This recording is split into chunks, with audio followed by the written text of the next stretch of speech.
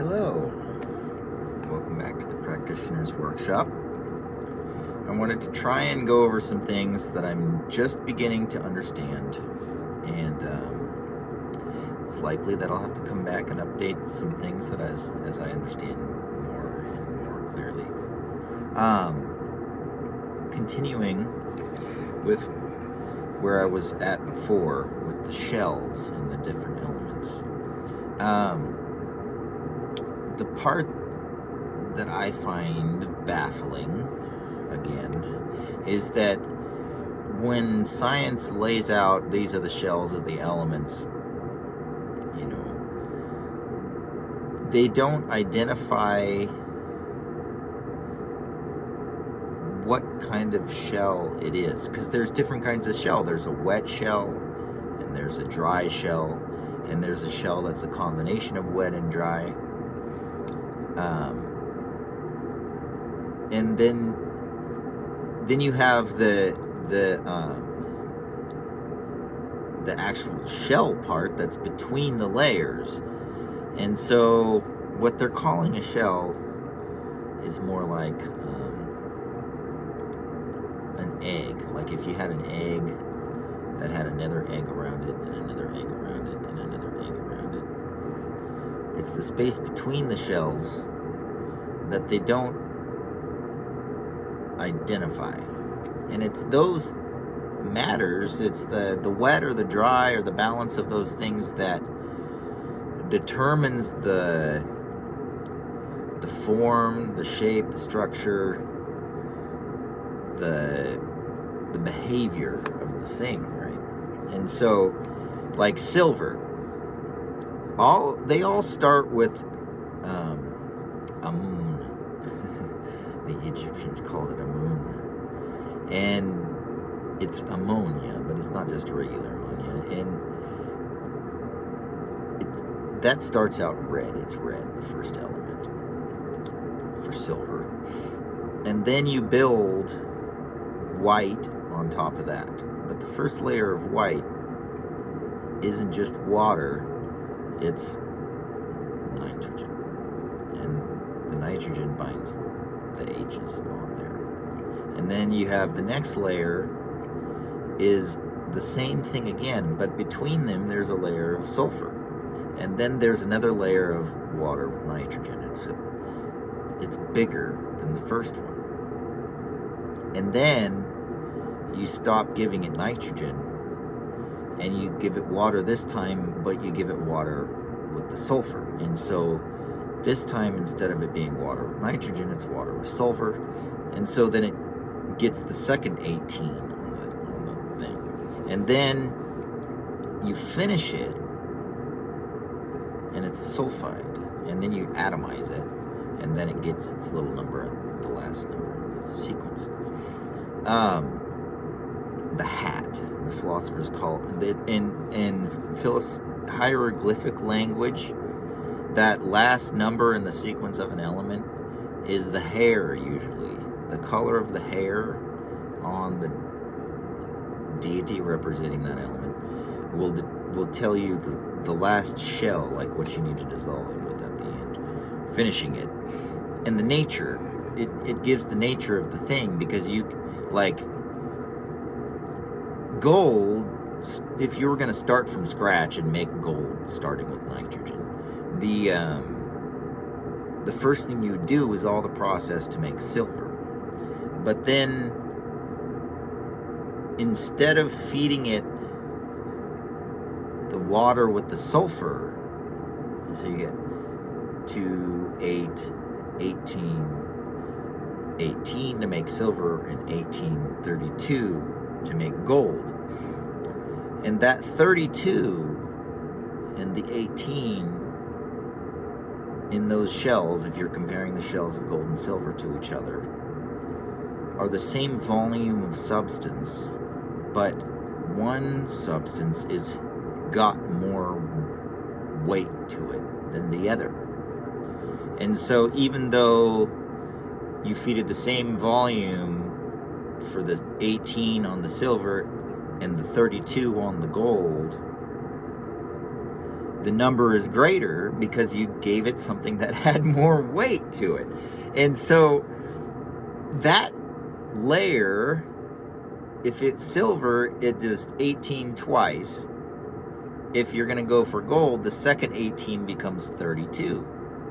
And so that difference between 18 and 32, it's almost double, is the difference between yellow and white. So then you have another layer of sulfur in between that. And then you have, on top of the layer of yellow, you have another layer of white if you're making gold. And that's the 18 again. And if you see, you have 18, 32, 18. Those two 18s are both the same volume of the same substance. So you're going to feed it 2, 8, 18. Yeah, you're going to feed it that same volume of Luna a second time after you've fed it that same volume of Rebus, the yellow. And then, because you're putting white on top of yellow, and you fed it the yellow until it had such a thick layer of yellow that it looked reddish orange, and then you put white on top of it, it turns purple because now you're putting water on top of a reddish orange.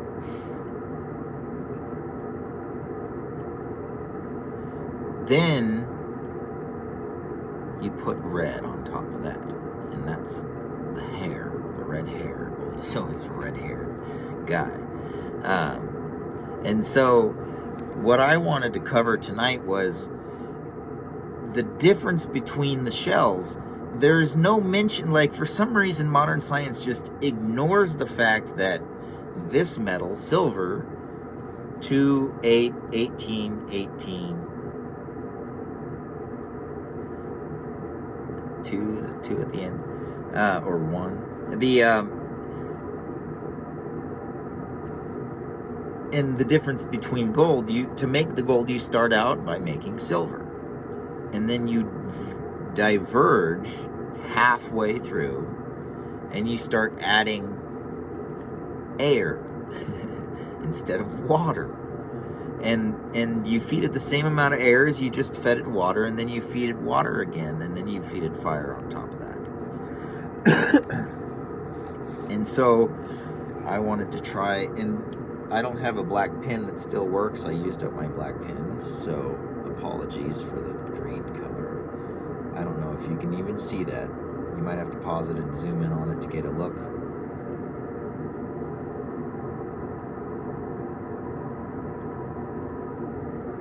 So what you have here are the different layers of the shells as they develop. Everything that has physical form in every universe, in every solar system, starts with this right here, H. Hydrogen is the base structure of everything alive. And then, okay, let's start from the beginning. I'm going to put this at the bottom. N4, H4, SO4. You see that? That's ammonia, but it's not quite ammonia. And that's the center of the atom. So you start with this cube of 4 things. A cube. It's 4, 8, 12. I guess it's got 12 sides. I apologize. If you put 4 four-sided things together, you get a bigger cube. So from there, you can build off of that, because these elements here are ones that there's a stable structure to be built off of.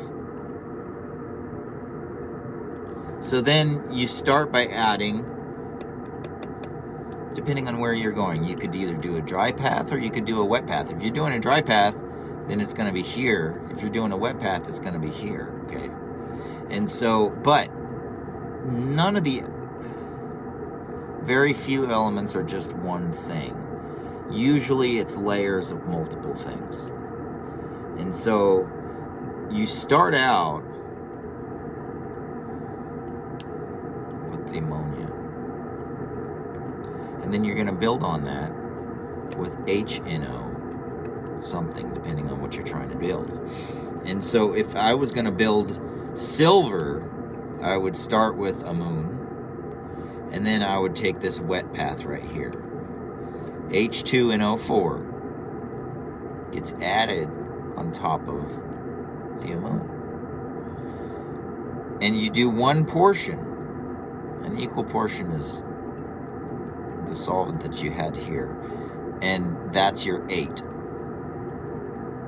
And then it gets a layer of this. That's the dash between the layers. They don't even, for some reason, like they have the shells. They give you the weight of this, but they don't even mention this part. It's the most baffling thing. How can you not mention the part that holds it together? Okay, so just like an egg is a single cell, you're building a single cell, and in order for that cell to keep its form, it has this membrane, and the membrane is soft inside the shell but around the egg. And so for silver, you start here and then you go here, H2NO4, and then you add H2SO4, and that's the little dash in between the 8 and the 18. And then you put the 18, and that's this again, but a greater portion of it. And so once you've done that, now it's time to add this again. But it'll drink its fill of this to a point, and then it won't take anymore, because it's absorbed all of the water in this solution. And it leaves behind, which one? This one here, HSO3. But in order to keep the product, in order to keep the bath doing what it needs to do, you have to have those donatable protons. And so you add more of the HSO4 into it. Sorry about the reflection. You add more HSO4 into it, and as soon as you have an equal balance of these two items, you end up with this one here at the bottom. And this one here,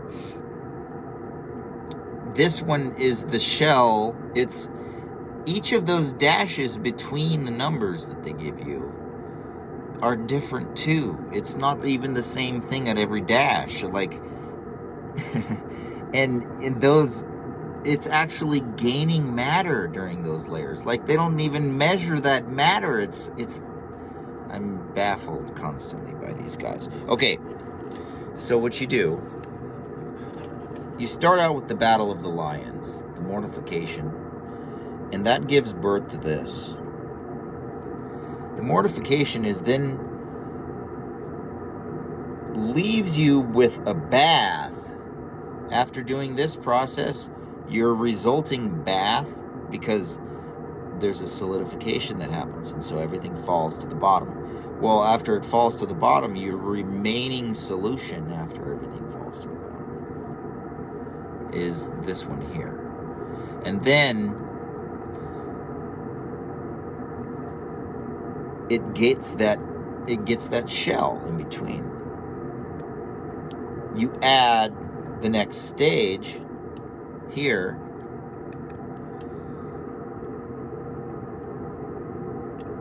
of Luna, and so first you're making this, and this is actually a male species here. It's red. And then you need to dampen that fire with water. And so this is the first water that you add. And so this is the 8 on silver or gold. It's the second number in the sequence. And so you have 8 dash, and so that's this. And then 18, that's this again. And then dash, that's this. Okay? So after the second dash of the silver, 8, 2 dash, 8 dash, 18 dash, 18 again.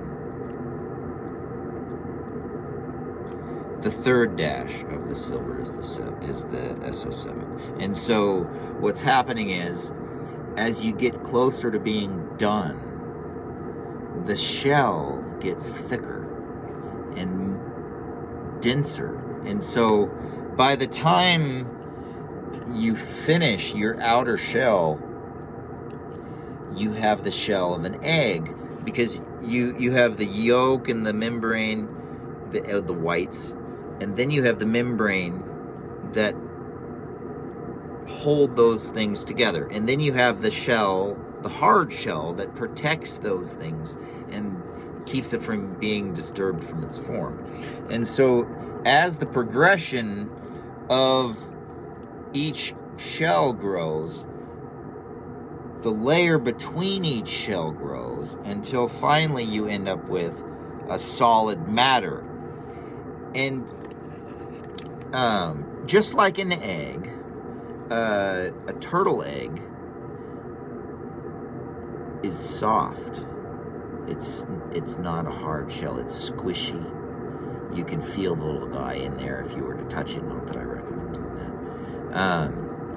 We used to find them in the pond when I was a kid growing up. They'd be in. The cow would step into the mud next to the water and leave a hole, and then the turtle would come in and fill those up with eggs. And they were these little round, soft, white, squishy balls. Whereas some eggs have a hard shell on them, and other eggs have a soft shell on them. And that's the difference between like silver and gold or indium. You know, the softer the shell on the outside, the more malleable the substance becomes, because you're talking about billions of little spheres that are either soft on the outside or hard on the outside. And when they're stuck together, you get this malleability. Like gold, you can pound it, but it's hexagons. They go flat, and then you have to anneal it. You heat it up again, and it becomes hexagons again, and then you can flatten them out. And you can do that forever. That's why gold's so unique. But what I'm trying to demonstrate here is that when you see the row of numbers on the periodic table, you see the number indicating what they call the number of protons. And then you see the little dash in between. Well, that dash in between is a substance. Just like the number of protons, there's a substance in that dash. And so, like gold is yellow, right? And so in order to have yellow, you put white and red together and it makes yellow. And so where silver is made out of all wet, gold has a really thick layer of yellow, this is actually the molecular structure of oxygen, believe it or not. It has to become atomized.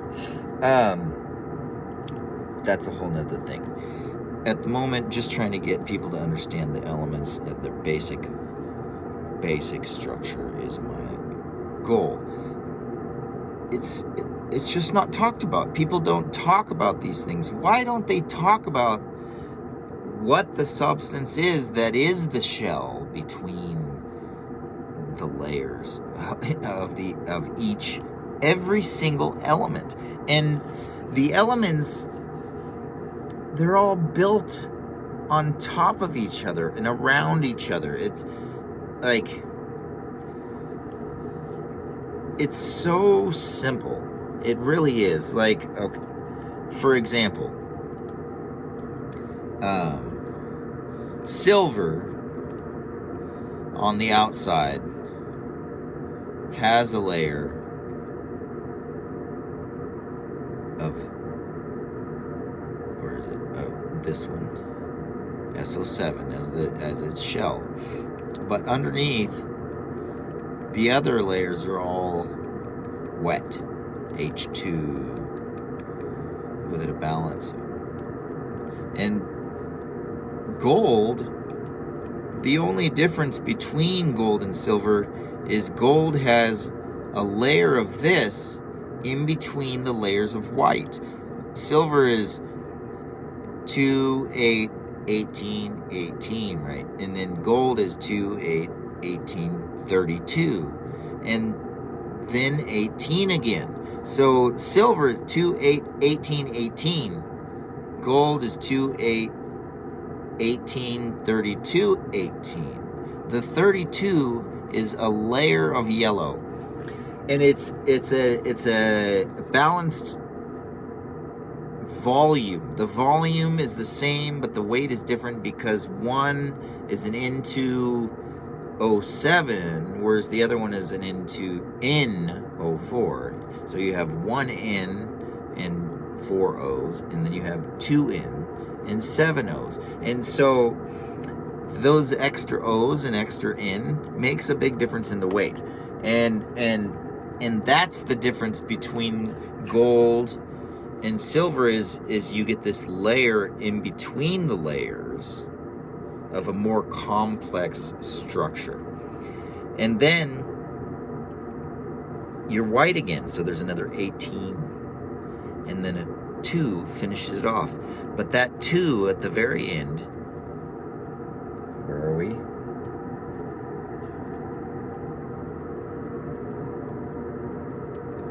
It's completely anhydrous. The outer shell of gold is anhydrous, whereas the outer shell of silver is wet. Is this making any sense to you guys? Are you understanding what I'm trying to relate here? It's really, really, really simple how it works. It really, really is. But the problem with the diagram they give you of the periodic table today, they're actually leaving out half of the ingredients. First, you make the sulfide. After you've made the sulfide, you atomize it. But the sulfur doesn't separate out when you atomize it. You atomize it, and the metal is born. All that sulfur is still in there. It's a part of the structure. It's actually the thing that gives it structure. Oh, my friends, may you be blessed.